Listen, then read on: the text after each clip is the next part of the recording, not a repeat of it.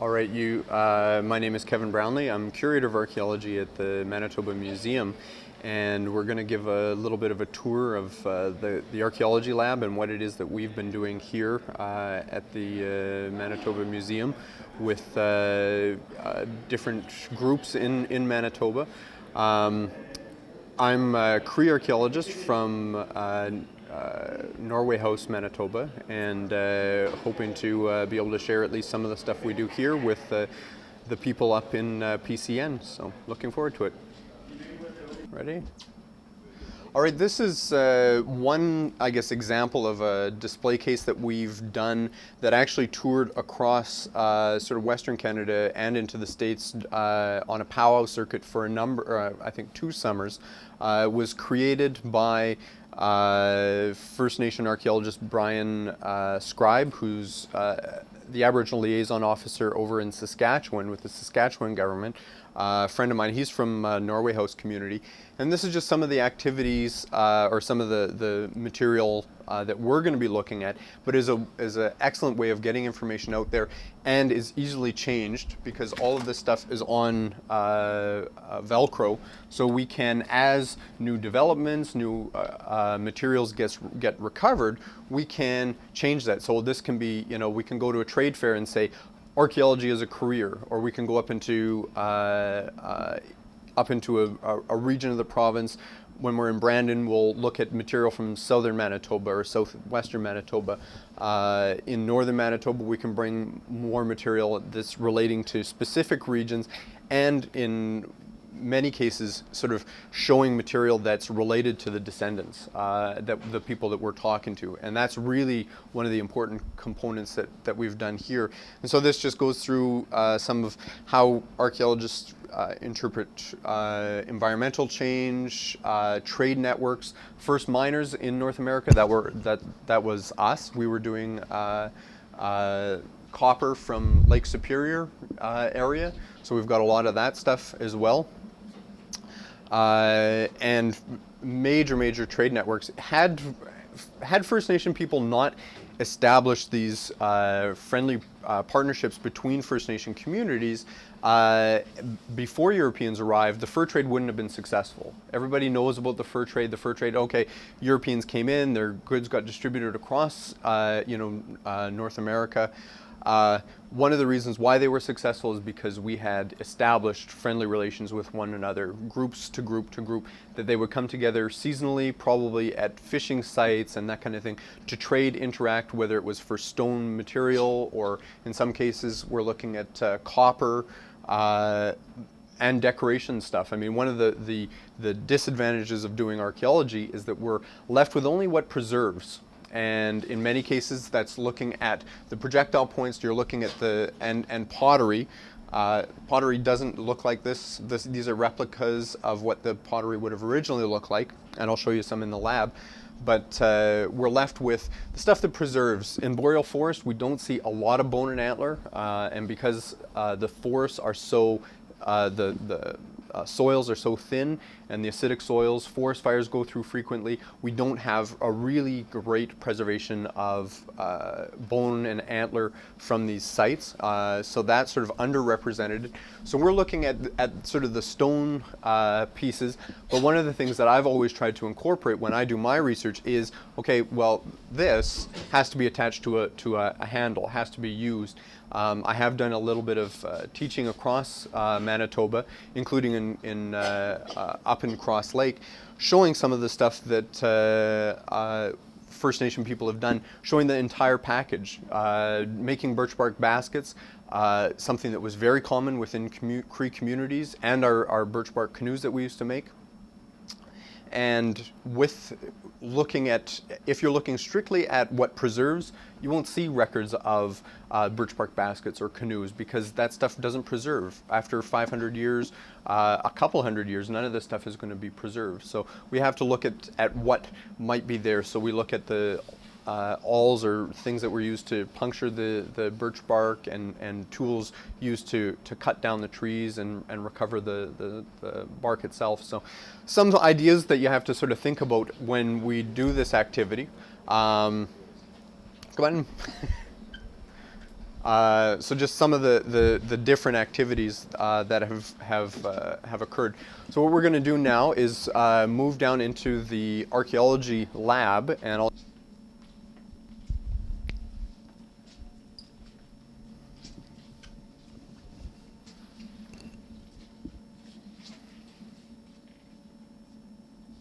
start in this area here. I think that's probably the best. Actually, I'm going to sneak in back in behind here.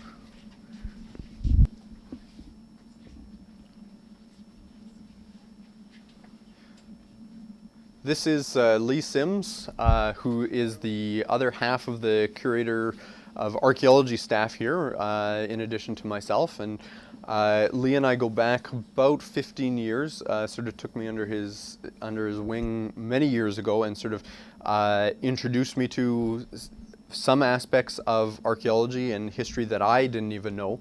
And I've now sort of followed in his footsteps, and now in the process of taking over the curator position here to help better preserve and present the information to First Nation people. I mean, this is our heritage. We should take pride in this history and share it with everybody. And that's what we really try to do.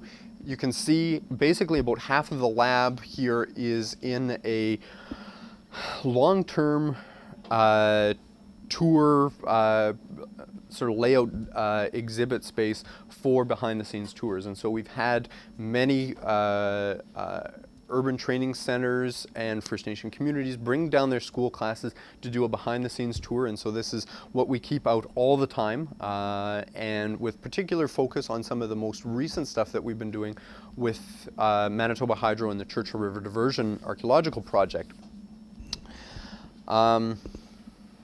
Lee, do you want to sort of give a little bit of history on the project itself? Well, the overall project or this project? Yeah, the overall. Back when Hydro was going to initially talking about flooding the north, they arranged to have funds provided to do limited work to look for the sites that would be there and rescue a very small part of the record. They tried to argue that there wouldn't be much damage to the archaeological sites. There wouldn't be much erosion on the river banks and a number of other stories that you've heard. I can see by the smiles on your face. Anyway, they did a very quick survey, and we're talking right from the north end of southern Indian Lake, right down through the Rat-Burntwood system into Thompson, and actually it impacts on the entire lake system, so it covers a phenomenal area. So they did in the 60s, did late 60s, early 70s, sent small crews up there, and at the end of that project, when they thought they had done an impact assessment, and they just hired crews to collect the materials, the project was closed down and the collections came here, and we became the keepers, the custodians of those collections.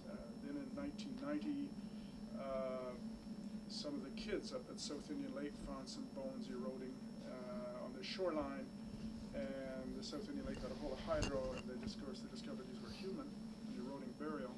So since 1990, small crews have been going up, and with largely local people, just doing a survey looking for eroding burials to be recovered and returned to the community, and then started looking along the shoreline at the sites. And when you get around to this side, you'll see some of these sites in low water in the spring. There's hundreds of feet of eroded shoreline. And so what they do is they go up, they do a quick survey, and they may visit 100 sites, 150 sites in a year, and collect a small sample year after year in different areas, on southern Indian Lake, on the Rat-Burntwood system, and so on. And so again, we've become custodian of these materials. But our role has been, since 1990, we've been trying to spend here, not when an artifact comes in, it's numbered and documented, and every single flake, every single tool. You get a chance to see some of these, and you've seen some from your sites in that area. Everyone is numbered by site. And so we can go back every year since 1968 and know what came from what particular site for research and interpretation of whatever we may use them for. And then we've been spending a lot of time trying to return that information to the communities. We do it in reports that you see here, but I think the more effective way has been Kevin and I going back into the community and doing programming. At one point, for example, in the Scituate First Nation every year held Aboriginal Pride Week. And that was a week when they would shut down all the classes, and they would bring up dream catcher makers, they would bring up pipe makers, they would bring up storytellers to talk about current legends and accounts and so on. And we would go up and talk to the students about the ancient heritage.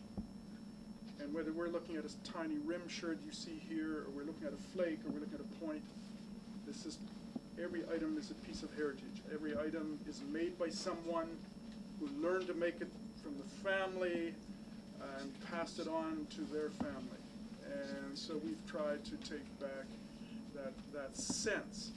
And that worked well, so we would talk about items and we'll look at some of the kinds of exhibits that we've created. But what is needed is to go back and have that personal, to create the excitement about it. Can I sneak in that reference to that material? Go for it. On here you'll see a paper out of the, what is it called, Nickel Belt Times, whatever it is. Nickel Belt News. Nickel Belt News. And this is one year we went up and we spent 3.5 days in the classroom in this particular year at the Scituate First Nation in Nelson House, and taught the kids how to make pottery. And now what you're doing, we were teaching them the traditional pottery, so we're teaching a tradition that goes back 2,000 years. We're doing a hands-on kind of thing where the kids can play with clay and make pots. I'll tell you, no disciplined problems. You take a look at the intensity of these kids. Every 45 minutes we have another class coming in and learning to make this, and we were harassed all day. We couldn't walk down the hallway without the kids saying, "Where's my pot? Where's my pot? Where's my pot?" And then when of course they had to leave it there till it dried. But so you have, what you have created then is a very personal relationship. They now know about pottery. They now take pride in the pottery. They now have something of their own. The other aspect that we'd hope that some of the women would take up making pottery, and I think that's going to take another step. That's where we have to go up and spend a whole week just with some of the women and just making pots over and over again till they get comfortable. And my vision is to see Cree and Anishinaabe and Dakota peoples back reintroducing pottery. Pottery was made by all First Nations except Dene First Nations in Manitoba for thousands of years, at least 2,000 years, and then disappeared quickly when the copper kettle, because when you're moving around, the copper kettle is lighter and easier. But I think it would be great to introduce. And the thing that we found, we were dealing with the elementary school, K through 6, but a group of the high school students started coming over, and they were skipping 3 classes at a time and came over. And while up there, they currently teach art, but they teach art as painting, drawing, and the artist who was teaching there didn't realize that ceramics was another form of art. You're not making pots, you're making another art form. And here were some of these kids, first time they'd ever made a pot, they had a natural ability. So you have another whole new area. The things that happen when you're introducing them to a community, the people who were leading this program left Nelson House and went to Thompson, and it collapsed. And the person that was in charge of the educational authority left. And so part of returning something is this constant maintaining a program as people change and have that continuity. And I know Kevin's been up in the Cross Lake, and we one of the things that we know when we go up to the community, sometimes teachers think it's an excuse to get out of the classroom. Worst mistake you can make, because then when we go up, it's a flash in the pan. You need the teacher in there to learn the material, and after a couple of years feel comfortable teaching it. You can't rely on 1 or 2 archaeologists going up. You've got to train the local people. You've got to have women getting in and doing pottery. You have to have teachers learning enough that they can teach it. But anyway, I'm going on too long, Kevin. That's all right. That's all right. just a couple of things when we start looking at maybe sort of looking at pottery as a representation of what a person was making, and how whatever they were producing represents who they were. This is a type of pottery, very sort of, I mean, we call this an angular shoulder, where it comes and sort of gets to a point on the side. And with one of these, this example here, has got more connections to some of the Saskatchewan peoples. So we see variation. This was recovered up on South Indian Lake. We find material such as this vessel here, and you can see the time and the patience that has to occur. I mean, each tiny little piece of clay pottery that's found on the beach or during an excavation is meticulously put back together, glued together to create this. But when you're looking at, say, a piece of pottery like that versus a piece like this, whole different idea when you're looking at this material. This, you get a sense of size. Some of the material, you can actually see the dark incrustations on here. This is part of the food that was actually cooked within these vessels. So very important to not just recover the material, but start putting it back together, start putting a face back on this material. When, I guess I've done at least a cursory look at some of the material that was recovered from Sipawusk, quite unique, different from this material here, like same general ideas. It's got these little decorative punctates, we call them, or holes right around the lip of the pot.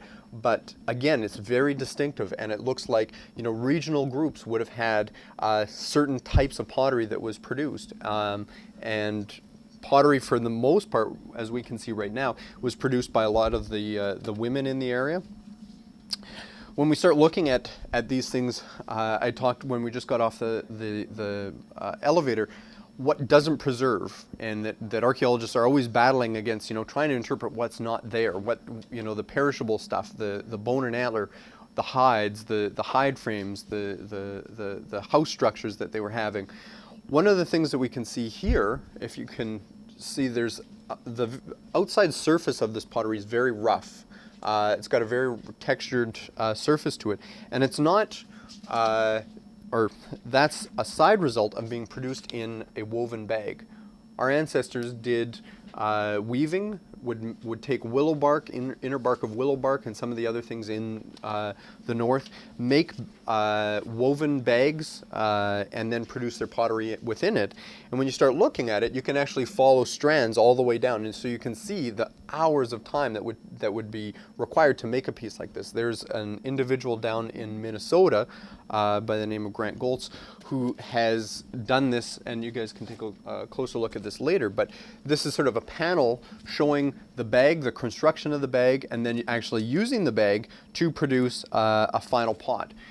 What he's finding is that to produce the bag alone, just to weave the bag, collect the fibers, he's looking at 100+ hours to make the vessel, or to make the bag. And then once that's done, it's taking him next to no time, an hour and a half tops to make a beautiful large pot, just like some of these ones. Thin-walled, just beautiful, and these are works of art. I mean, Lee talked about introducing some of the stuff into the art class. These are works of art. I mean, when you start looking at how First Nation groups or some Indigenous groups sort of worldwide view art versus sort of a Western perspective on it, art, there is no such thing as art. Our technology is art. That it's sort of one and the same. So when we produce a pot, it's not just something that's functional, it's a piece of art. And somebody took a lot of pride to make that piece. And that it's sharing that sort of sense of pride, that skill that person, when they were finished, that we're saying, this is, the thinnest pot I could make. And this is a beautiful example of representing my culture, my heritage, how my grandmother taught me how to make pots. And that's what we really want to look at. Some of the older pottery we do find in northern Manitoba, including Sipawusk Lake, is pottery that looks something like this. This is, again, a reconstruction of what some of the material looked like. This is called laurel pottery, very common in the boreal forest of Manitoba, found further up north and quite a bit further into the south, down into Minnesota. probably produced by Algonquin speakers. I would say probably early ancestors of ourselves, Cree people, making this type of pottery. And then here's just some of the stuff. When we're doing programming, it's nice to be able to bring up reproduced items. I mean, we don't have to worry. I mean, heaven forbid a kid drops a pot or something like that. If it's a replica like this and we're handing it around and it's being handled by various people, so it breaks, we can always make another one. We can always get somebody to produce another pot like this. If we're looking at having something like this handled and passed around, very different perspective. If that thing breaks, I mean, that's a record of an individual. This is a person made this vessel long ago. These ones are date up to about 2,000 years old. And this one, it's got a little stamp on the bottom that says replica on it. So this is only made about 5 or 10 years ago. So very different, but you can see the size and then just pass it around of the vessel. Part of the problem that we have with kids is the idea that you had to make everything from scratch. Kevin talks about making a bag. Well, you can't. There's no HBC store to run out and buy a bag, or even buy the cordage, or even buy the string. So you have to go to the plants. You have to know which plants will give you the fiber to create the plant. Then you have to twist the fiber into string. Then you have to take the string and weave it into a bag before you even start making it. And the other time is time. We throw time around 2,000 years. Well, that's the time of Christ or the Roman Empire. It's a long time ago. We'll be talking about other sites 4,000 years ago. Long, long time ago. And it's difficult getting kids to think of, anybody to think of that ancient time we're looking at. I mean, as growing up, when I had my first sort of interest in archaeology, I mean, it always amazed me, like how much knowledge was carried around by these people. That, you know what I mean? You can't carry everything. I mean, we're very materialistic. We've got, I've got a house. I've got lots of furniture in the house. I mean, I can't imagine carrying this thing, what I own, around with me. You start projecting back 500 years ago, 1,000 years ago, 5,000 years ago. People had to carry around that knowledge with them whenever they went. So they would, find, whenever they went into a new area or part of their produce these seasonal rounds, utilizing the resources that were there to the best ability that they could. So they would be, taking advantage of spring and fall spawns of fish, taking advantage of clay resources. You have to have clay to make the pots. You have to have stone materials for doing that. I had a very interesting comment from relayed to me by the grandson of a woman from up at Granville Lake. And this woman was talking to them about how she used to remember the caribou hunting going. And they're looking at Barren Lands caribou coming through down into their area. And when they would swim across the lakes and stuff like that, or the narrows on the rivers, what they would do is the people would paddle out to them, and they would stab them in, if anyone's been doing the hunting, above the diaphragm. So they'd stab them right into that front diaphragm, into the heart and lungs area. Kill the animal, they'd drag it to shore. Then what they would do is when they were processing it, they would cut below the diaphragm, take out the stomach, clean out the stomach, and then they would collect all of the blood into the stomach. They would hang that and then dry it, and then they would use that for making soups and stuff. When you start looking at stuff like that, not only is the animal providing your meat and the blood, in this case, antlers, bones for tools, but in this case, they're even producing the vessels which you use to collect material from it. So I mean, there's a specific way that you have to do your hunting to make sure that like when I go out hunting on the Churchill River, one of the first things, you shoot the animal, you cut the neck and bleed it. That's how it was taught to me. But a long time ago, people used that, and you have to make sure that you're using to the best ability what's there. And so it's sort of getting that information back to the kids and saying, like, they didn't have to carry around a bag just in case they saw a caribou to collect the blood when they shot it. They actually would take the bag from within it to collect the blood. And so it's looking a very different perspective of how this we would actually move around on the landscape and how we would use it, because so much is in the mind. And when I go into classes, I say, you know, like, we as youth, and when I'm talking to the young kids, I said, you know, you guys are all teachers. You guys are all students. I'm a student. I'm a teacher. Every time we're out and around, we have young people looking up to us. We're role models, whether we'd like to admit it or not, or whether we know it or not. We've got younger brothers or sisters, and that you have to start realizing that, you know, you were a teacher, and that you were a student at the same time. And we never stop learning, and we're always out sort of learning the aspects of this stuff. Our education system a long time ago was failure proof. I was at a conference on education, and they were saying, you know, before Europeans arrived, our education system was foolproof. If anybody didn't learn how to hunt, members, older brothers and sisters, and we learn how to move on the landscape, how to use the resources and stuff. And it's so important to get that back to the youth.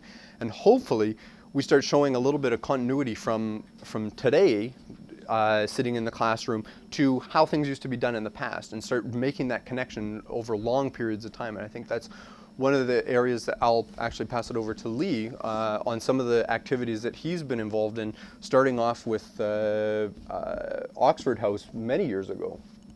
Yeah, what we've been doing is trying to return the knowledge in a variety of ways to the communities. I guess I started when I was still at Brandon University, and I ran a field school in Oxford House. One of the things to think about is the opportunities to train young people, and the universities run archaeological field schools, a 6-week course where university students learn how to excavate carefully, to observe, to record and document the artifacts, to number and take care of them. And this is something you may want to think about having in the local community up there. Then we moved into artifacts, if there are artifacts recovered, and we make replicas. So this particular example here is from a site that's in which there were 10 or 11 harpoons and fish spears found, and this is the replica of one of them. So we know it was made from the leg bone of moose. So we know moose was killed and was butchered and skinned and all the other things. Then after they did that, they made a series of harpoons and fish spears. And I want you to take a moment to look at this. It doesn't take much to make a spear that you can use to either spear a fish or a jackfish or whatever. But what they've done, if you take a look at that, again, we talked about, you take a look at the harpoons and the barbs. It reminds me, as you look at it, reminds me of the ripples of water. Now, whether that's what they thought or not, I don't know. But what you do see is the time, the care to produce an outstanding item carved from leg bone of moose, and you can carve 4 of these from one moose. Now, we happen to discover this as a result of an eroding burial. The elders came out, and they initially were looking at it, and they watched, and they were in fact asked if they would be willing to help recover it, because this was part of a large cache of 40-some bone and antler tools, ladles made from antler, 10 of these items, and as Kevin was mentioning to you earlier, organic materials don't preserve in the campsites. So, and now you sometimes see people will make replicas of artifacts, and they look like someone that was short a few upstairs. This is the only record of the original person that made this. The original has been reburied with the old one. So this replica has to be as good as the original, or you're doing an injustice to that person, their family, the whole community. And so when we contract someone to do this, if they can't, if I don't find it difficult to distinguish between the original and the copy, they redo it. Kevin and I both work in that way. Because this is now the record of those people 4,000 years ago. The next stage was then to create, I'm not going to put that, scratch that, was to create I'll pass these around. You can pass that down and have a look at it. Was to create two upright exhibits on wheels. Now, I'm a former school teacher, so I keep thinking, how can you make it, for a teacher, you want to make it easy, you want to make it simple. So we have these exhibits that with wheels, so you can roll them from one class to another. I'll tell you a little problem, though. We make hunting. Can I, is this a Yeah, go, yeah. And so this is a technique that was used for thousands of years by First Nations. Well, not just First Nations, other people around the world. But this is a mean killing machine. It's been used for everything from bullhead wheels to mammoths to wolves to bears, you name it, and it's been used on this. And so we take this up when we go up north and in the communities, or in the any community, we start talking about this as a technique. And this is neat, because all you're doing, you'll see a picture of it where we're showing a kid in the classroom. You're essentially, this becomes an extension of the arm, and you hook it in there, and you wing this over your shoulder, and I won't leave it against there. I don't like to go. Yeah. Through the ring. No, I won't try that one. Anyway, so this is, we talked earlier about pottery and getting kids involved. This is also excellent. Young kids learn to do this, and this is the way the old people did it. Now if you have young kids, you only have it 30 or 40 feet away. If you have high school kids, you can have it farther. And it's like everything else. Some people pick it up immediately. Some people, if they had to survive on it, they'd be pretty hungry at times. You know? But in the one example that I have to tell you, but one year they up at Situasic, lab processing of this stuff. We've got a number of reports, and I see some people have been looking at them, which is great. We've also done a couple of MA theses, so people going on further on in their academic career, looking at material. Very happy to see everybody here. And if anybody here has got interest or is interested in coming back or bringing a school group in, call us up. We'll be more than happy to give behind-the-scenes tours, show this area to other people. I mean, more than welcome. or family or friends that want to come back and talk to us. Any questions to the community so it's usable again? So, thank you very much. I have a question, sir. Yes. Mr. Sims, that's his name? Mm-hmm. You've been doing this for how long? 40 years? 30 years? Yeah, 40 years.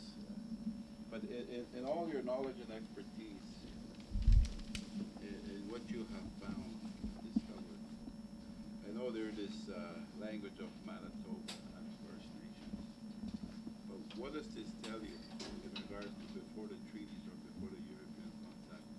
What does that tell you about our people? That the First Nations were a phenomenally skilled, adaptable peoples with great pride, outstanding crafts, outstanding ability in making tools, outstanding abilities in surviving, that they had a rich heritage well beyond just merely surviving, that the boreal forest is an area that is rich to those who know it. I think if I had to say one single thing, is that every time I look at the artifacts, I never cease to be amazed at the time people took to produce outstanding examples, whether it's thin pottery, whether it's an arrow with all the notches symmetrical, whether it's these harpoons with the barbs on them uniformly made. It's people had phenomenal pride in what they could do, and we're passing that on from generation to generation. Okay, thanks.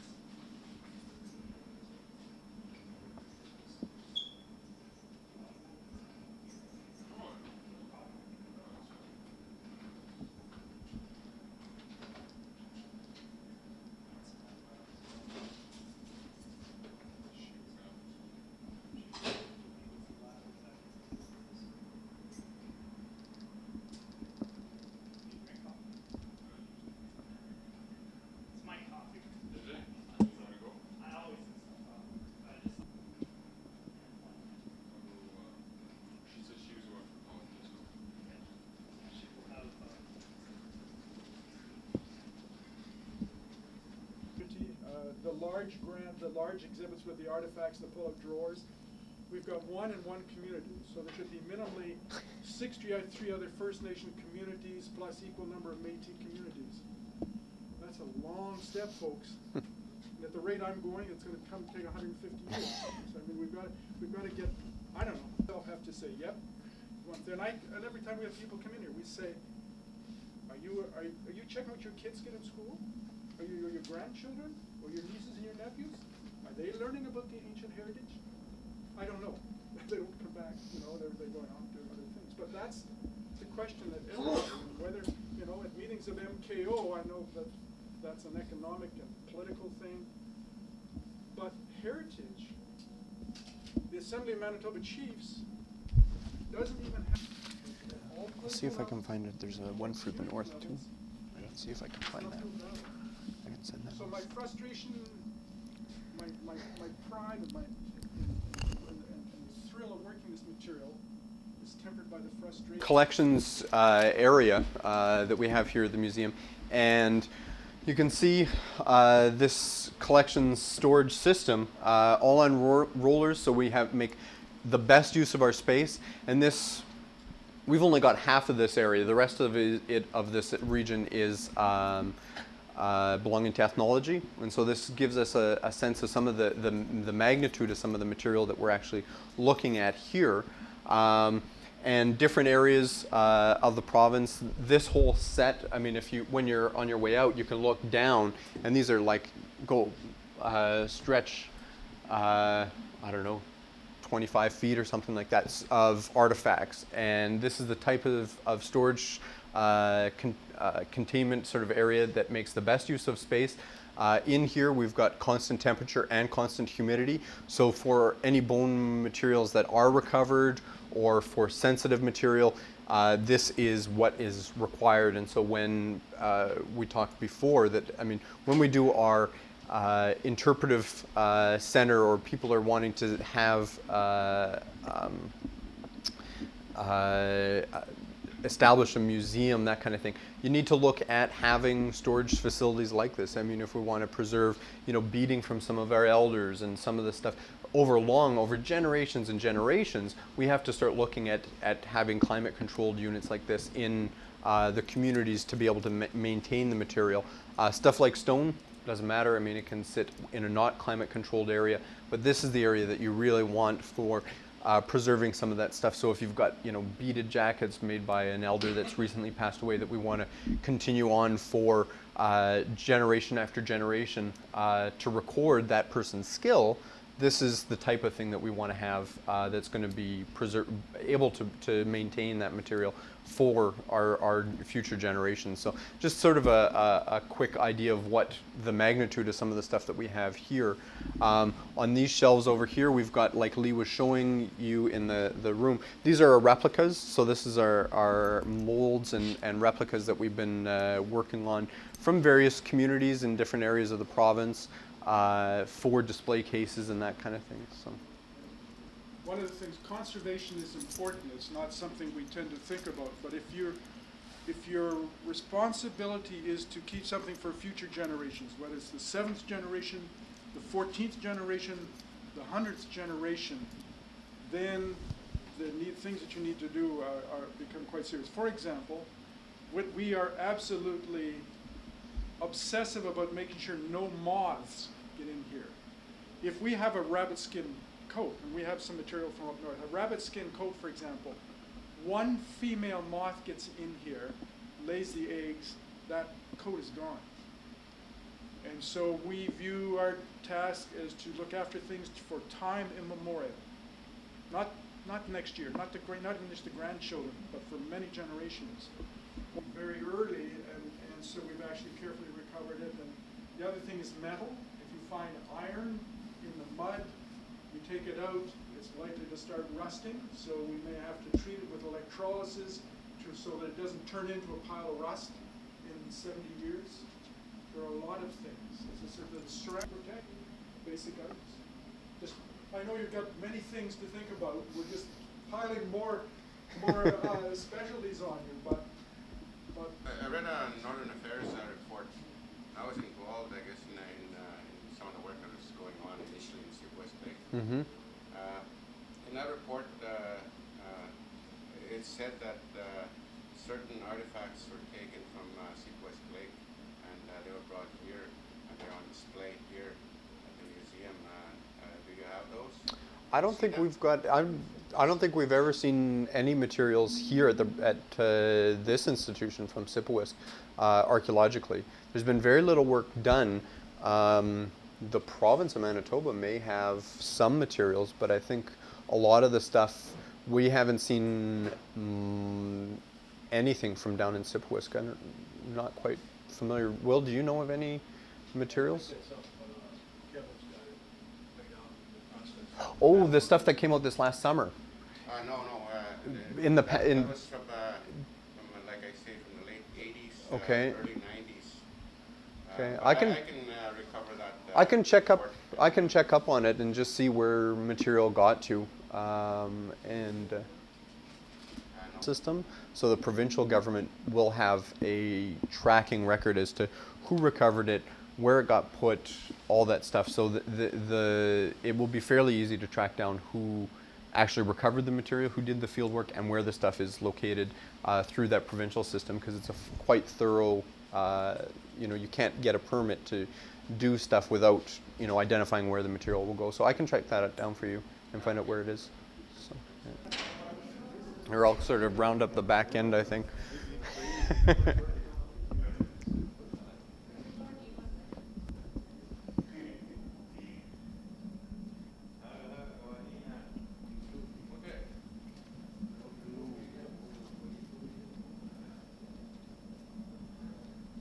I guess we're going up to the.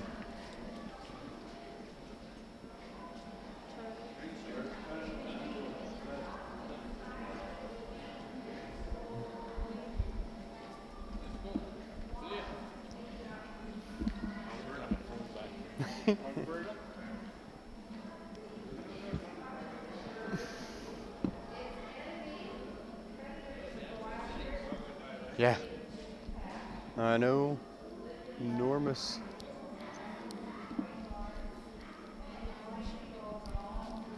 This way. Yeah, that's in Manitoba.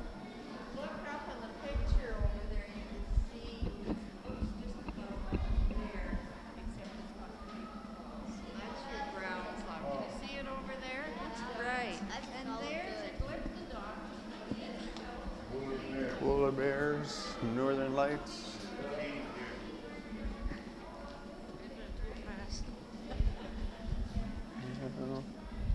think.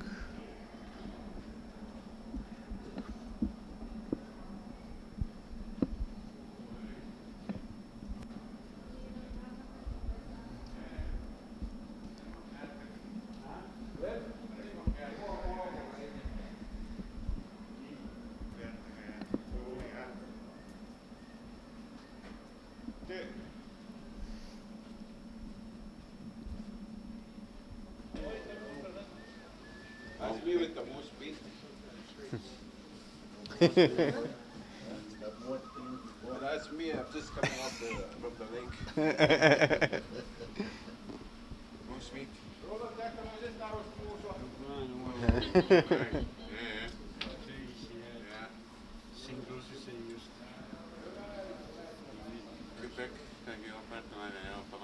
That's the way he said it up there.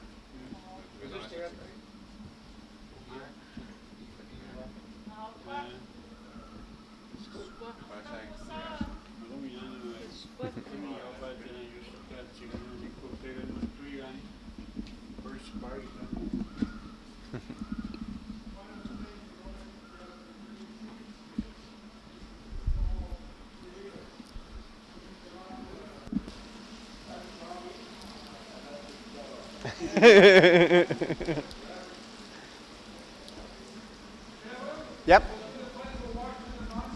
Sure.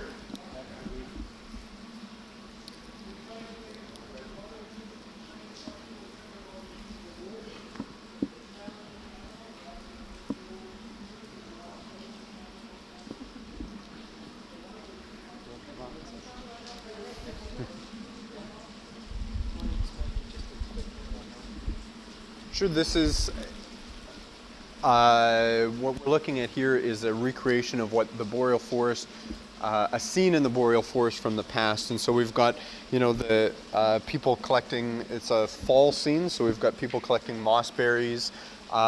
Each of these individuals, their faces were actually taken as molds from people living in the Pas. And so these, you know, nobody can come in here and say, you know what, these people don't look like they're from the north. You know, they are actual people, and oh, that's so-and-so's auntie or grandmother. Just sort of showing a couple of the activities, snaring, some of the activities that are just sort of involved in, people were involved in the past. Collecting the spruce boughs over there for lining the bottom of tents and that kind of thing. And then a very important resource of the boreal forest, the moose, a bull and a cow and a calf.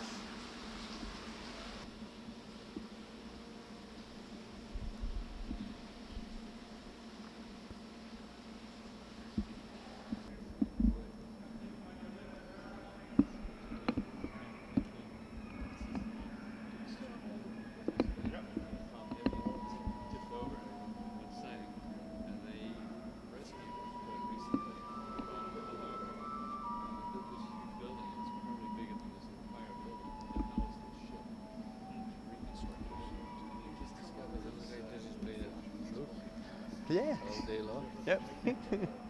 We rely heavily on volunteers, and so a lot of retired people. Nonsense. You know, thinking back, I think it was a big bull. No. Well, I don't know how many people came over here in this thing originally. Bobbing up and down on Atlantic, eh? Unbelievable. Truly amazing. I mean, like, and it's funny because, I mean, they've got sleeping bunks or whatever, and they said these were just added because this one actually sailed. They said the only reason why they have that is because it was being sailed. And they say originally everybody's sleeping on top of the cargo in the. They said there was no cabins to sleep in. Where's the closest washroom? Actually, just outside of the door. Here, I'll show you.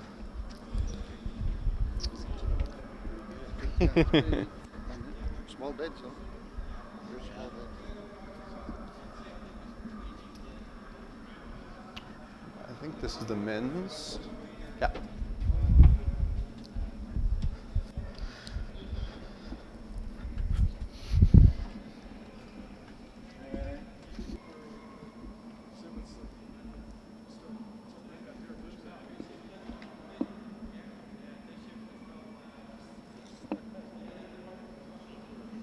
But just to me, like when I see some of the detail and the hours, I mean, like I can do nice type beading, but it take, you know, I watch the grannies that taught me, they're like fast. They'll do like a whole vamp in like an evening or whatever.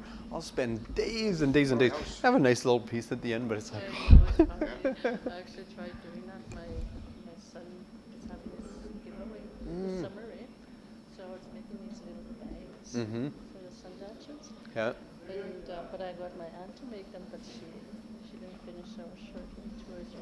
Oh well, I'm 75 years old. You know, I'm sure I can do it. I couldn't even finish it. I had little holes in my. Oh, jeez. Well, this stuff, I mean, or wait, is this? Yeah, this is it. Like, that's all made with porcupine quills. I mean, the hours that would take to do that. I mean, when I have a little bit more time, which will, I mean, I'm just finishing off my master's right now, but when I have a little more time, I gotta get into doing some of this stuff because I think it's so beautiful. I mean, the colors are vibrant. It's light. Like a big piece of beading is going to be very heavy. With the crease on that were their drums and like drums and dances and Unfortunately, a lot of that, I mean, obviously doesn't preserve in the archaeology, but there's sort of, some people have done records of, or like recorded stories and gone up into these communities and done some of that. And so where there is a little bit of that stuff recorded, a couple of dancing circles are identified and they were attributed to goose dance. So when the goose is out of memory or out of use, or the elders who do know about them just don't want to talk about them. So. Like a lot of people say that, you know, that was never our way, you know, and Yeah. you know.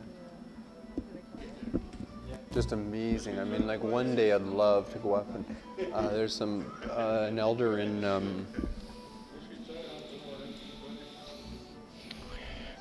Red Sucker Lake, I think, who still remembers making them. And so he invited me to come up because I do birch bark baskets, and he said, "Come up." He says, "I'll show." He says, "If you know how to do that," he says, "this."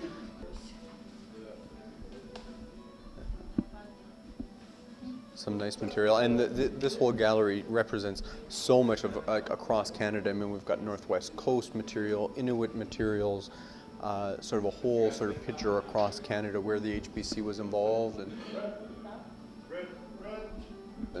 most likely Manitoba Archives. I can see where they got them.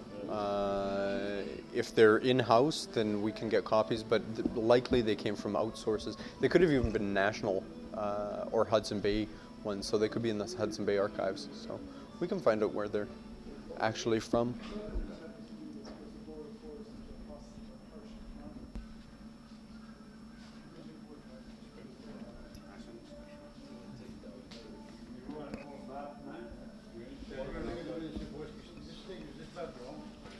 Yeah, this was done by probably people over in Europe.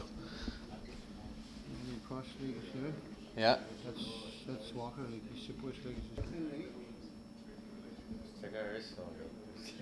Walker Lake supposed to be at the moment. You get to know?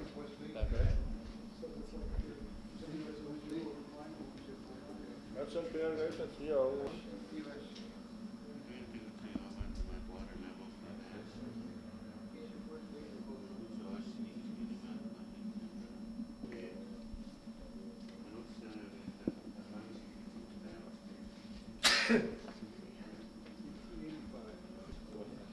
Okay, ayun mga kapat na begin na Norrie House, Cross Lake.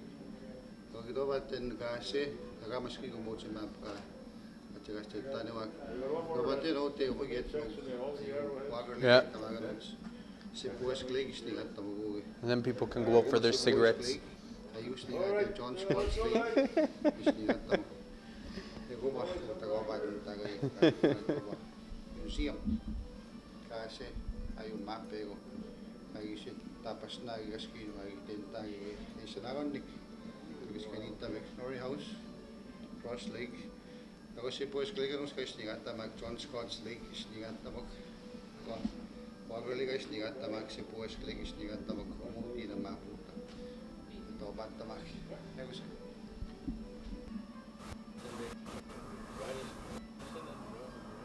Oh, okay, yeah.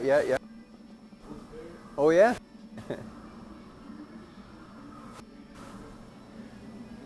Yeah, just right there, follow the crowd. North and, oh man, does it ever take a lot of time? Oh, yeah. So,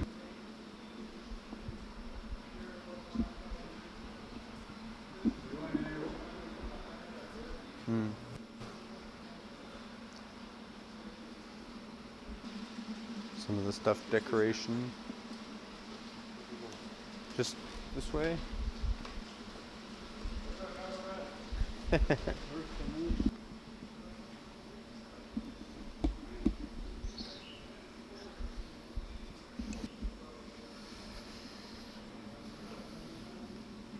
Yeah, the original school bus.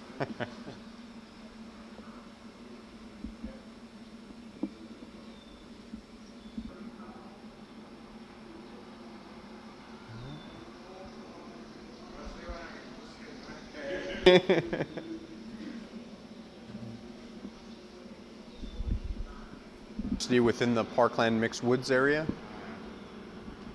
And each of these drawers under here all have different components. So we've got birds, species, clams, a whole variety of materials in the drawers. So very interactive. This is the way museums are now moving, to actually have a lot of like open drawers so that it's a very tactile, computer screens, that kind of thing. So much more user-friendly.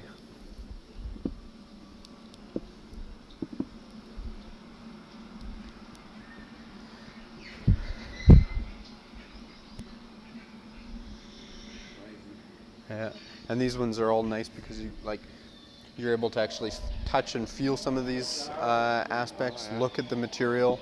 So it's a good 1668, cut down in 1848. Amazing.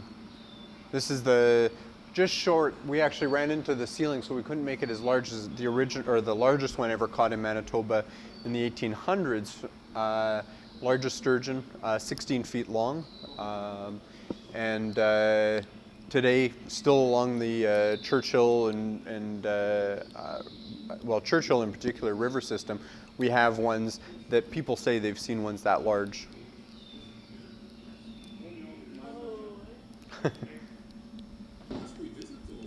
Look at the children.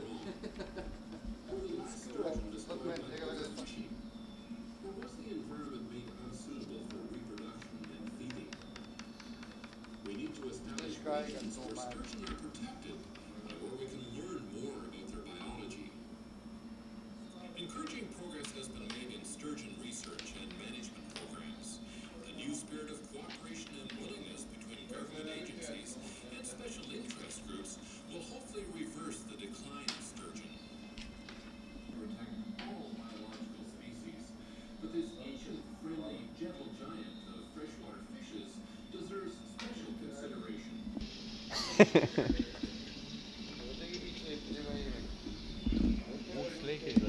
Oh yeah? Oh yeah?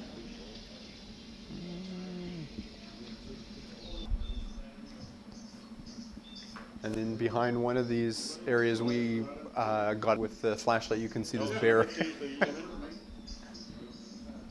in this gallery. So I'm going to let Lee talk about this as a major exhibit that's taken years to develop. Yeah, we've been working on this for probably 10 years and concentrated for a couple of years. What it shows in this 18-foot wall is the history of major developments of First Nations. The upper part is the Swan River Valley, the bottom part is the Winnipeg River. So it shows that there are a great deal of differences in the two areas. And we start in the going back here about 11,000 years, early style of points, lanceolate points, at a time when much of the area was under glaciers and glacial lakes, and then the hunters were traveling along the western edge of the province.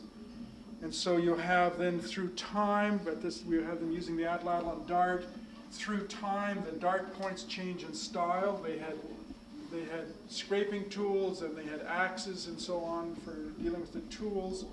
Down in the southeastern area along the Winnipeg River, copper was being made into tools. We've actually found one of these copper spears up around Thompson, so a few items get up north. This is another cache of organic materials, and again at 4,000 years, and you have these ornate harpoons like the ones you saw upstairs sort of thing. An item made from bear long bone, elk teeth, scraping tools, dart points, spear points, shell beads, bear claws, so a whole variety of things being used here. And you notice that there are different materials used in the different areas, and the same thing would be up north. You'll find different materials at Sipawis versus South Indian Lake sort of thing. So there's all sorts of regional variations. We have adzes for woodworking and carving tools. Down here, pestles for grinding seeds. Then starting about 2,000 years ago, you get the appearance of pottery. Now, there was much more pottery on the Winnipeg River than there was in the Swan Valley. The First Nations in Swan Valley weren't using as much. Each region is different, and of course, you've got some very exciting material from pottery from the Sipawis Lake area, including the early pottery and later pottery. So we're trying to show some of the outstanding kinds of tools that were used, the ornateness of the tools that's involved here through a period of, and Sipawis could be some 8,000 or 9,000 years up to the appearance of the fur trade. Again, the quality of items. The stone axe, I mean, the blade on that axe is as sharp as any steel axe you'll find today, well made, ornately decorated. This material was actually traded from southern North Dakota, so you have trade networks. You find materials like this obsidian or volcanic glass comes from Wyoming, so you get into long-term trade networks. The story of the woman, my mother from long ago up north, she had beads made from catamite, red pipestone from southern Minnesota. So we look at trade networks that are involved here. Local material versus traded material talks about the dynamics of people from various areas.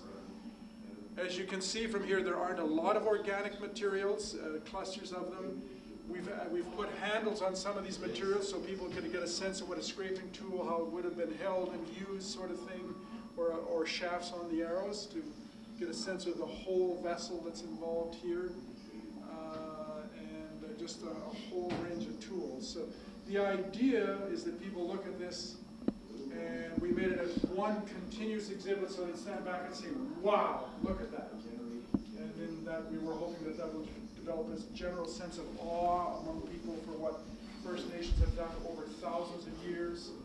Then there's individual details. This was another cache of materials found about 400, dating back about 400 years. This person had over 100 beaver teeth with them. Now we know beaver teeth were made into tools for incising and carving, but this person had 100 of the items with them. This bone here, the one that comes from the back of the front leg, we call it the dew claw, and then the back claw here, used as an awl, for example. So these were armbands that were found. Again, just a tiny part of the record. But we emphasize, the nice thing about having the leather